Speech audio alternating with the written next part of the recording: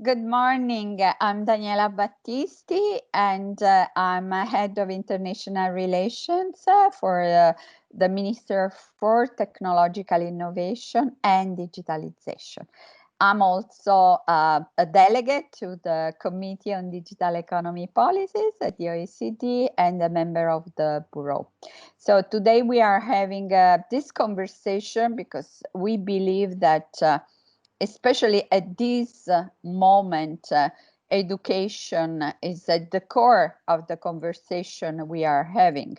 Because with the lockdown, with many students not going to school, or in any case, doing distance learning, remote classes, the idea is that are we going to lose these children in the future, especially the small one?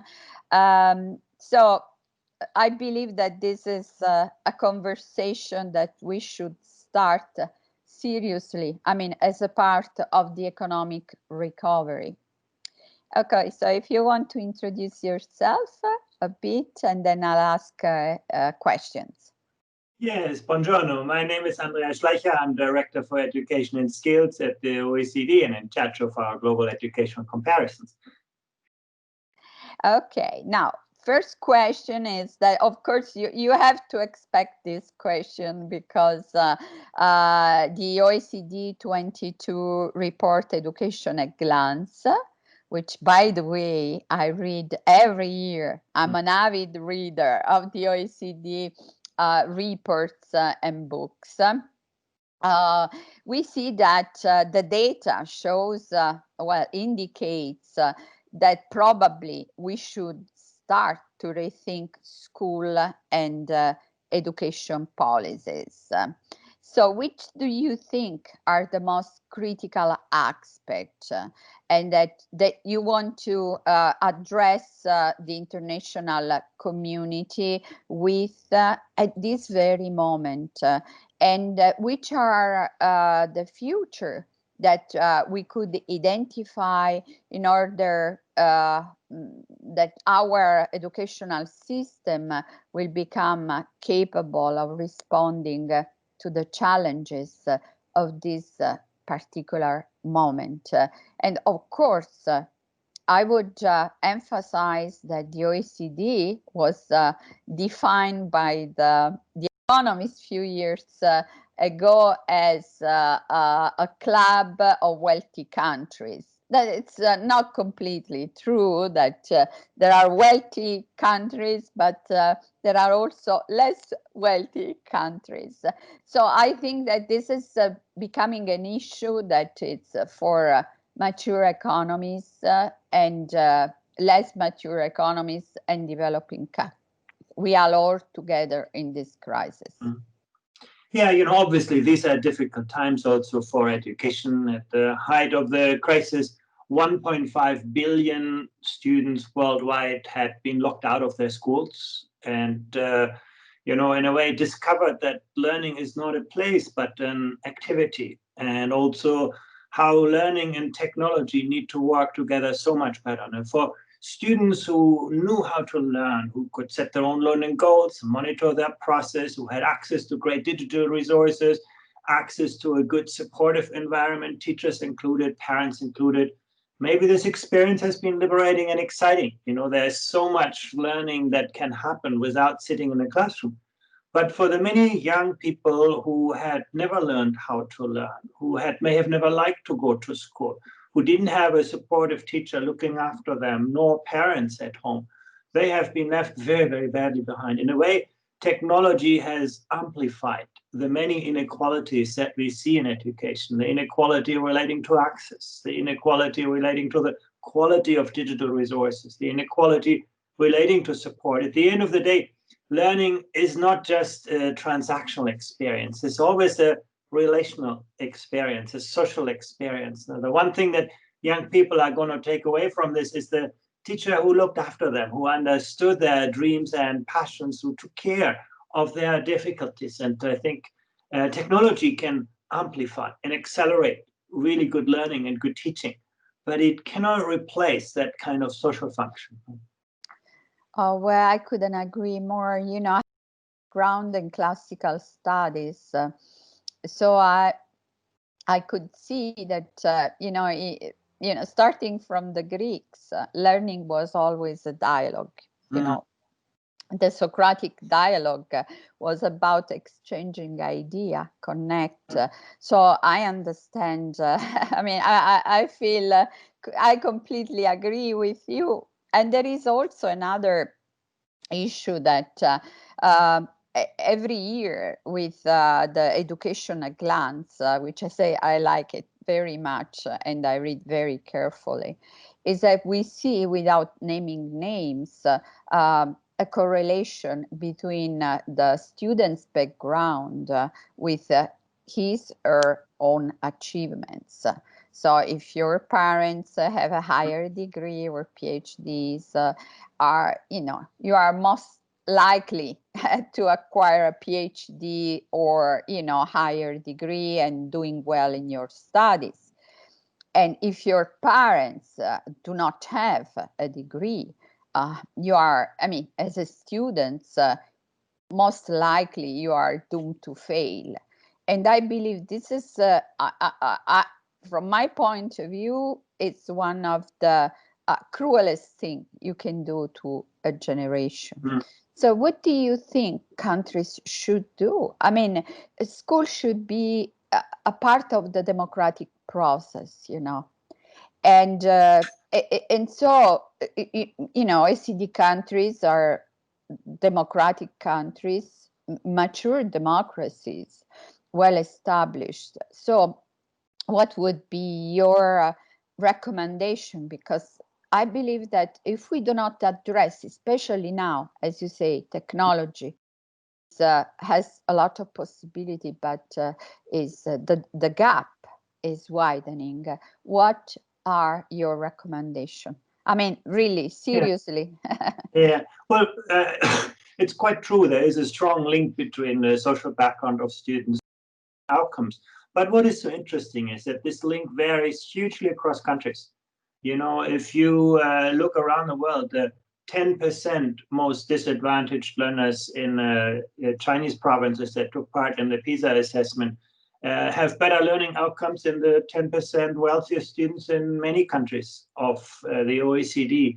And that shows us that poverty need not be destiny. I think what high-performing education systems do, and you can see that in the Nordic countries in Europe too, or in Canada, they are very good in attracting the most talented teachers to the most challenging classrooms. They make it not just financially, but also intellectually attractive for teachers to work with difficult students, to work in difficult environments. They sort of link resources with needs. They ensure that the best and brightest kind of people and the best resources are deployed for the most disadvantaged students. That's basically possible today, and some countries do that clearly much better than others. But if you think, you know, ahead, technology can be a huge bridge here. Technology can make learning so much more interactive, so much more adaptive. Technology can make learning so much more granular.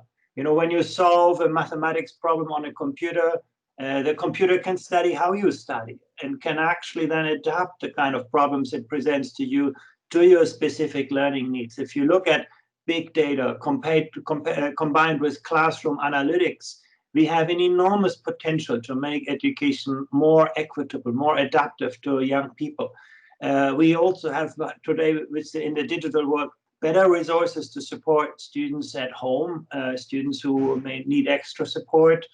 And it's a double-edged sword. On the one hand, you can see technology amplifying social gaps simply because of access to technology varies so much. But if we address that problem adequately and then deploy technology to really allow teachers to accompany students in much more personal and interactive way, I do think that technology has the potential to help overcome some of the inequality gaps. At the moment, the problem is the teacher stands in front of a classroom, teaches all of the students in the same way. It's just impossible to do very differently. But the moment you can see through technology how different students learn differently, you can embrace that diversity with more differentiated pedagogical practice. No? So I think technology can help teachers to understand not just, you know, the subject that they teach and how different students learn that subject differently, but also to understand their students better. That's a very good point, because I heard other interviews, your interviews, and I know that, I mean, this point about data is very important for you. However, don't you think that collecting, I mean, it's very difficult nowadays to understand what data, could actually be collected. And by the way, the OECD is doing, a very good work. I mean, within the Committee on Digital Economy Policies about, the access to data from the government side, because I mean, of course, you can use data to improve your education system, but you can also use data to discriminate people. So I wonder how, would be your recommendation, how to strike the right balance, because, the fear is there. Many governments are afraid to collect data, because today, in most countries, you have solid democracy, respect of human rights. But what happens if, even, democratically elected officials, may have a different view in using this data? So, yeah, I think that's a challenge. I think we need certainly to reconcile the potential of big data with the privacy needs of individuals, and that's often, a difficult balancing act. At the very same time, I think there are good answers and good solutions to this. It's more difficult, obviously, for younger children who cannot, take ownership over that. But I think at the moment, we are also using data. Teachers use their own judgment, and that is also evidence in data. It's just not recorded as systematically. And the more we can systematize this, the more we can make this a predictable kind of aspect. And we need to just recognize, artificial intelligence and big data are not magic powers. They are just big accelerators, big amplifiers. They amplify good ideas and good practice in the same way they amplify bad ideas and bad practice. And so what this makes even more important is the human judgment of the educator, of the teacher. Teachers need to be at the heart of those solutions. Now, it's not that, technology should come, on top of the classroom to teachers. No, teachers need to be active designers of those processes to ensure that pedagogy, learning is at the heart, not technology. And if that is assured, if teachers are really becoming, part of the engineering process of this, I think we have a much better chance to ensure that they use technology wisely, not to discriminate, but to amplify and actually, better educate young people. Big data are part of our reality in every part of life by now, and they should become part of life to help students learn better, teachers teach better, and schools to become more effective. We're at the very beginning of that process, but I do think we cannot, freeze our schools in the 19th century, which is what we are currently doing. In a way, we have 21st century learners, we have 21st century technologies, but we still have 20th century pedagogies and a 19th century school architecture. That's a combination. It will not educate learners for their future, but it will educate them for our past. Yeah, that's, I mean, I really like your last statement, because I was thinking, during this conversation that if you don't have modern teaching, you cannot have qualified students, because the students live in a different world. I mean, they are multitasking. They have, unfortunately, I would say, very low attention span. I can see it also with my daughters, who are who, well, now they have both graduated, master, and so on and so forth. But it is true. I mean, you start talking, and then the students just lose you, after a while, because probably the teacher are taught, in the academic world, the old way, because they were students themselves. So it was the idea of, as you say, it was centuries ago, when you had to form, the elites. And today you cannot just form the elites. You need the mass.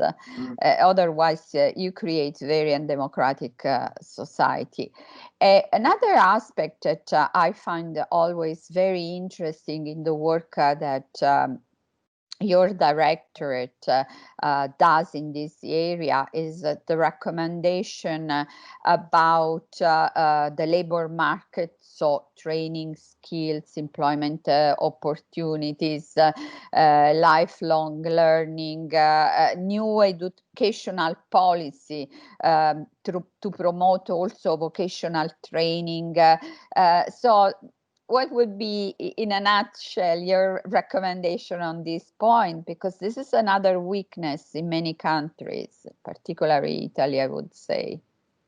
Yeah, in the past, we used to learn to do the work, and nowadays, learning is the work. I think that's the big paradigm shift, that actually it's no longer about stacking up lots of qualifications when you're young and then, just working.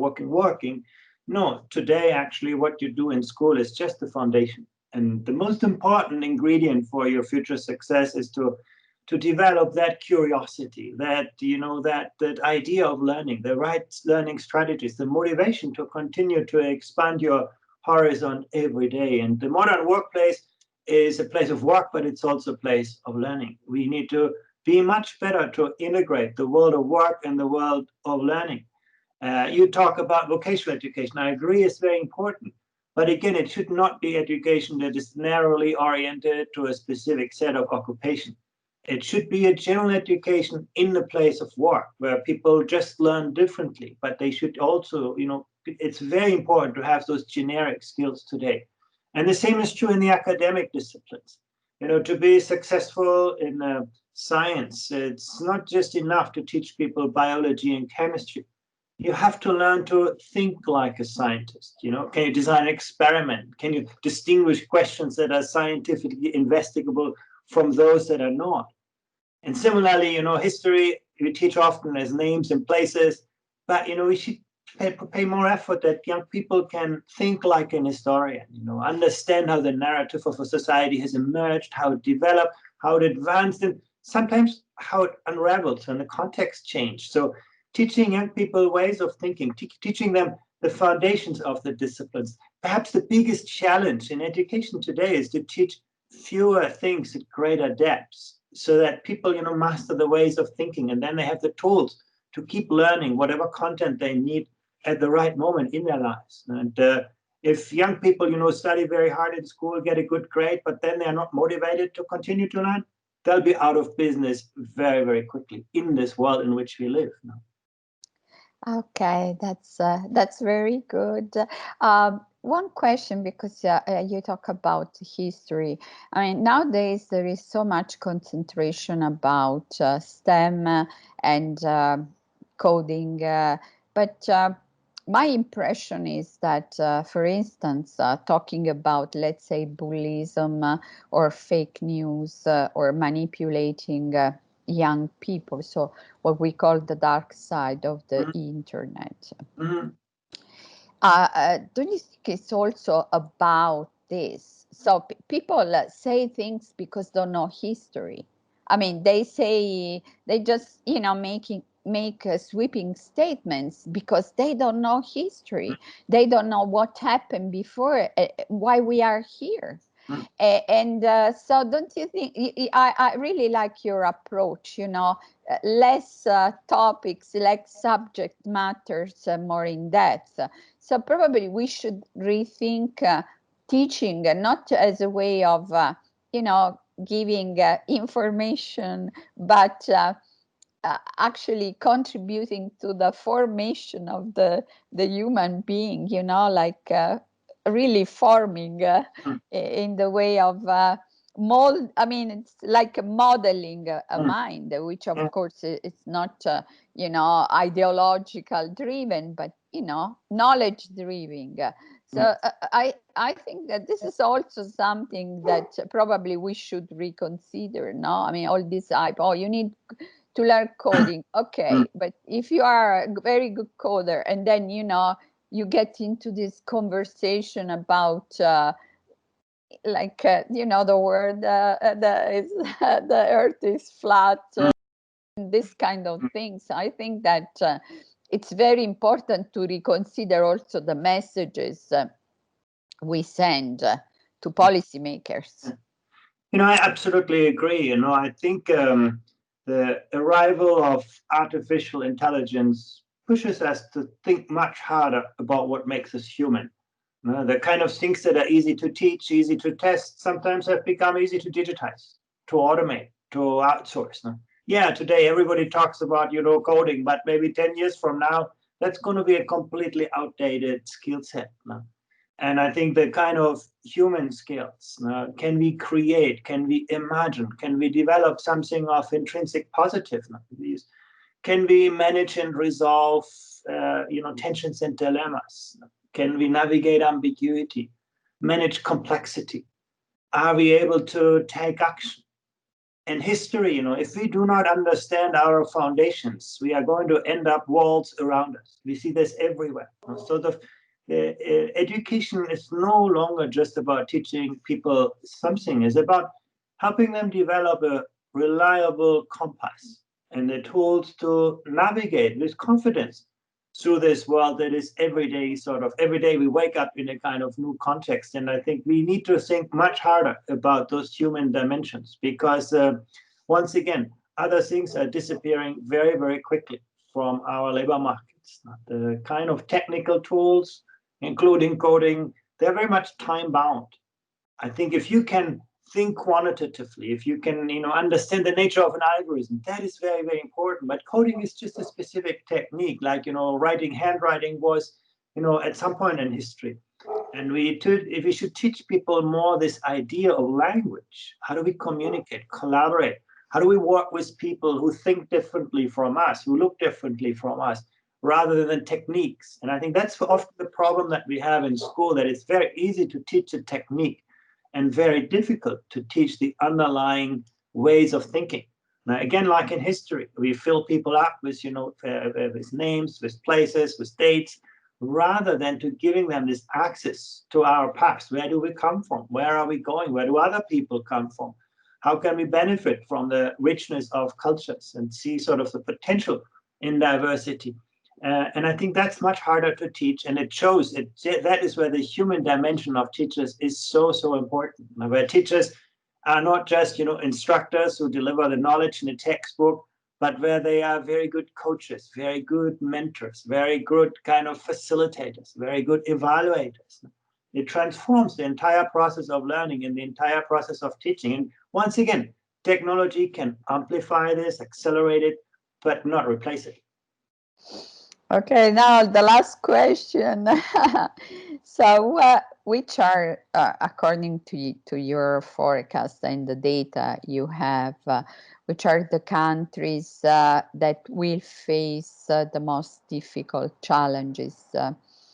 And what do the data concerning Italy tells us? I mean, I know that it's a difficult question because, you know, we are Italians, but I think you should be open, you know, because we want your open message to us.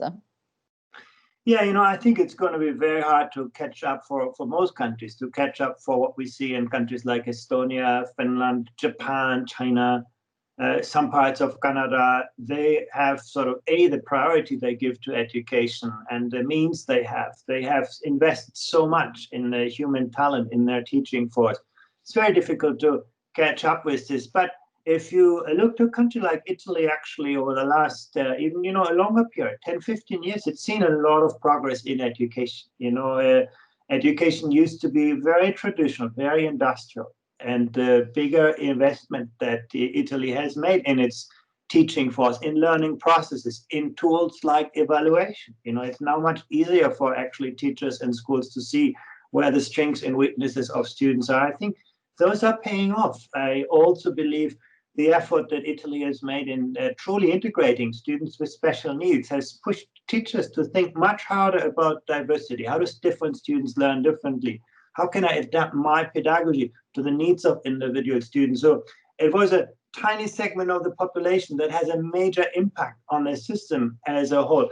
So actually, in many ways, I'm quite positive. The big question for me is whether, particularly in the difficult years ahead, Italy will sustain its investment in human talent. Now, I think that's something that is easy to lose because we always prioritize the urgent over the important, and particularly in this crisis, we may lose sight of what is our long-term future, and that is education. I mean, Italy's schools today will be its economy tomorrow, but I must say, over the last decade, I have seen many positive developments in the field of education that you can see reflected in studies like PISA, that you can see reflected in studies like Education at a Glance.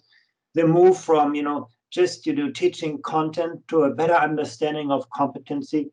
There is now much greater effort to help students, develop complex ways of thinking, problem-solving skills, rather than just, adding more content knowledge. I think many efforts are being made. Obviously, one of the biggest hurdles is, Italy's many countries. You go to the north of Italy, and actually some regions can compare favorably with the best education systems in the world. And then you have other regions that, are in the neighborhood of performance of Mexico. So I think addressing that, and that also means, doing better to attract the best talent to the most difficult environments, to match resources with needs. I think those things will be very important to ensure a more consistent and coherent performance. And it comes also to the deployment of resources. Italy has many teachers, but actually they're quite poorly paid by international standards. So, and there has been a focus to make classes smaller. I can understand that. But at the same time, in the future, maybe more attention will be needed to make teachers better, to give teachers a work environment and support that enables them to, become really leaders of instructional processes. Now, maybe teach less, work more on other things, have more time for collaborative professional development, for the design of technological solutions. And I think professionalizing education must be a priority, in my view, judging from our data. Okay, now this is really the very last question.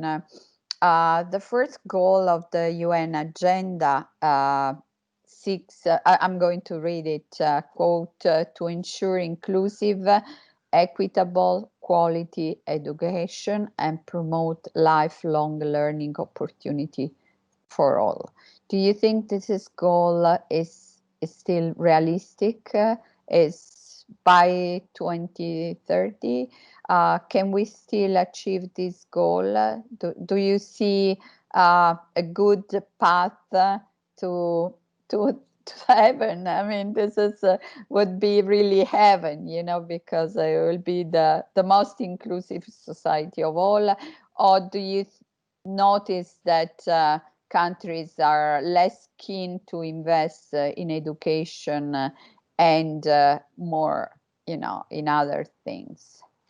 Well, some countries are on a good path to achieving these goals, but other countries have lost sight of this goal. And that's, I think, the risk. I think the biggest decision that any society always have to take is how do we balance the present with the future? Chinese parents and grandparents will invest their last resources, their last money in the education of the children. Now, that's the future of their country. In Europe, we have already spent the money of our children for our own consumption today. Now, we have already, spent the future financially, environmentally, in every other aspect. And I think getting that balance right will be important. I think this first goal reminds us of where our future is individually and collectively. And I'm not so confident that we will achieve this goal, but there is no alternative to this.